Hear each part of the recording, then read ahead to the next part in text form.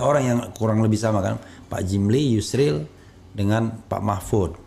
Kemudian yang ketiga ada Zulkifli Hasan yang sudah menjabat semua eksekutif, legislatif dan bahkan Erlangga lincah, juga, ya kan, lincah orangnya, ketua umum partai politik. Ada Erlangga Hartarto, ketua umum partai yang pemenang nomor 2, kursi nomor 2. Tapi mereka ini lewat semua dengan anak kecil. Iya, Makanya saya bilang ngakak gitu. Oke, kalau silakan. kita melihat kan begini, Bang Raffi. Iya. Kita harus menaruh hormat Iya. kepada PDI Perjuangan. Iya. Ya. Itulah contoh suatu partai yang dia bisa menyalonkan ketuanya sendiri. Oke. Menjadi wakil presiden dan akhirnya menjadi presiden. Iya. Kayak gitu. Setelah itu sekarang mencalonkan lagi kader yang terbaik ya. Oke. Yang menjabat gubernur. Oke. Gitu. Ya. Yang kedua adalah Partai Demokrat. Oke. SBY. Ya. Gitu. Dia buat partai, kemudian dia ketua partai dan dia menyalonkan sendiri. Iya. Itulah sebenarnya partai seperti itu kan gitu. Iya. Yang kedua Prabowo Subianto, ya kan? Iya. Dengan Gerindra, Iya. kan gitu. Mencalonkan, Iya. ya. Sampai dengan sekarang, ya kali. Kemudian PKB, Iya. Caimin, Ya. ya. Sekarang mencalonkan sebagai Wapres. Wapres. Iya. Partai memang begitu kan gitu. Iya. Yang jadi pertanyaan, Bung Raffi, Golkar, Oke. pemenang kedua. Ini kan sebenarnya dengan mengangkat Gibran sebagai Golkar kemudian dicalonkan untuk menjadi Wapres, itu kan pelecehan Iya. terhadap kader-kader Golkar yang luar biasa. Iya. Termasuk Erlangga sendiri. Ya, dan Golkar ini luar biasa loh. Ketika reformasi dia digebukin, bahkan mau dibubarkan kan. Iya. Tapi selang pendekik pemilu nomor 1 loh. Nomor 1. Tahun 1999 digebukin di mana-mana. Iya. Tahun 2004 nomor 1. Nomor 1. Iya. Jadi Golkar itu luar biasa gudangnya kader. Iya. Karena mereka menerapkan. Contohnya saja, sekjennya, Iya. Sekjen TNI Purnawirawan Ludwig Paulus. Iya. Ketika masuk dia nggak diterima. Iya. Lu masuk dulu di bidang pertahanan, gitu. Setelah masuk di bidang pertahanan, tahun kedua atau ketiga dia masuk ke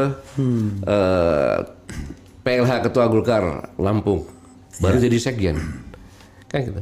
Ini saya tidak mengecilkan generasi muda, tidak mengecilkan Gibran ya. Iya. Walaupun dalam kondisi yang sekarang ini dalam meningkatkan destinasi pariwisata, Iya. saya katakan cukup berhasil. Walaupun itu juga mungkin tidak menampik ada bawaan dari wali kota yang ramah kan, Pak Rudi kan gitu kan. Satu. Yang kedua, ya enak jadi wali kota yang homogen, lalu dibantu pula oleh pusat. Proyek-proyek pusat kan banyak di sana. Ya. Kemudian pada saat weekend kemarin Airbus, Ya. Garuda menerbangkan Airbus untuk kunjungan untuk Jakarta Solo itu.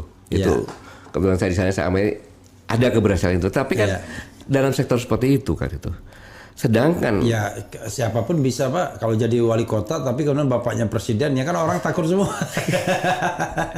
ya maksudnya Soalnya di tempat di daerah yang homogen pula gitu. tapi kan dalam itu kan dia pandai mempermanfaatkan bapaknya itu kan Oke, gitu, bisa juga. Jadi nah tetapi untuk negara ini 270 sebenarnya lagi 280 juta. Ini nasib loh. Iya. Nasib rakyat Indonesia loh ini.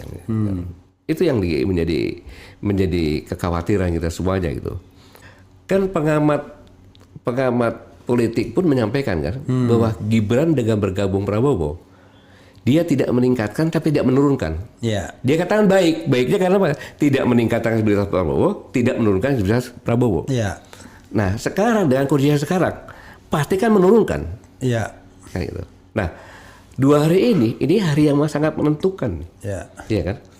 Tetapi permasalahannya bagaimana Golkar bos, bagaimana PAN bos. Oke. Tapi cukup Gerindra sama Demokrat cukup. Ngapain takut gitu loh. Iya. Dan itu akan berbalik. Kekuatan sebenarnya baru akan naik gitu. Kalau memilih bukan Gibran. Tapi yang jadi masalah begini. Kan orang lain mengatakan berharap poros keempat sebenarnya. Iya. Dan kuncinya di Golkar. Iya. Kalau Golkar mau jadi calon presiden, maka gampang sekali.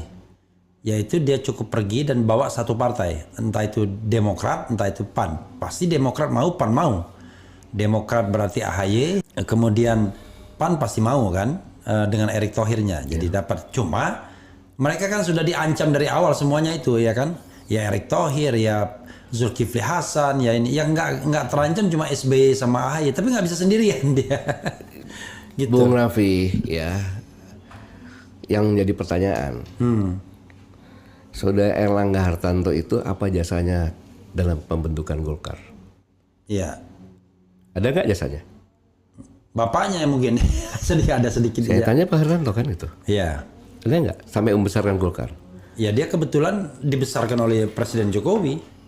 Karena dia menjadi ketua umum ketika masa pemerintahan Presiden Jokowi. Iya. Dan kalau tidak didukung istana, mungkin nggak akan terpilih dia. Nah, kan itu ini mohon maaf. Yang orang saya mengatakan maksudkan, operasinya Luhut semua itu. Yang saya maksudkan, Bu Raffi, ya kan, masa dia tega menghancurkan Golkar? I see. Kan gitu. Iya. Dengan kemarin saya mengamati wajah demi wajah. Iya, nggak happy itu. Ketua Golkar kan gitu. Senyumannya kan senyum terpaksa. Iya. Gitu. Benar matinya. Kita membesarkan Golkar setengah mati berdarah-darah. Dan saya yakin Golkar akan kehilangan konstituennya. Iya. Marah mereka semuanya.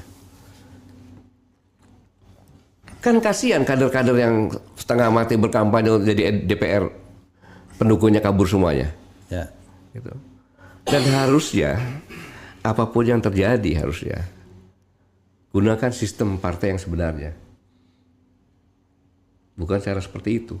Maksud Pak Gatot walaupun ya sekarang kan sudah kita lawan saja lah, berkorban daripada partai Golkar akan hancur. Toh Caimin melawan juga. Iya. Artinya sekali-sekali melawan ya nggak apa-apa. Apalagi sudah menjelang pendaftaran gini kan. Udah nanti pas pendaftaran tiba-tiba Erlangga berpasangan dengan AHY. Kemudian apapun Prabowo dengan tetapi saya katakan kalau toh nanti dia dipidanakan, ya. Orang mengatakan dia pahlawan. Ya. Kan? Dan proses pidananya akan dikutuk sama orang. Iya. Mengapa harus takut? Gitu. Karena harapan Golkar ini kan partai nasional gitu loh. Yang menjaga stabilitas ini selama ini. Kok bisa seperti ini gitu loh. Jadi Pak Gatot pengennya 4 pasangan gitu. Paling bagus begitu. Apapun Prabowo sama siapa Gibran. ya. Nah, tapi harus didukung oleh partai. Kalau nggak didukung oleh partai nggak bisa nyalon. Ya, saya bukan pengennya ya. Saya bukan pengennya, tetapi selamatkanlah Golkar. Oke. Gitu loh. Yang menyelamatkan Golkar itu artinya mengajukan nasional juga kan menjadikan gitu. calon sendiri kan? Ya, atau tidak calon sendiri kan gitu.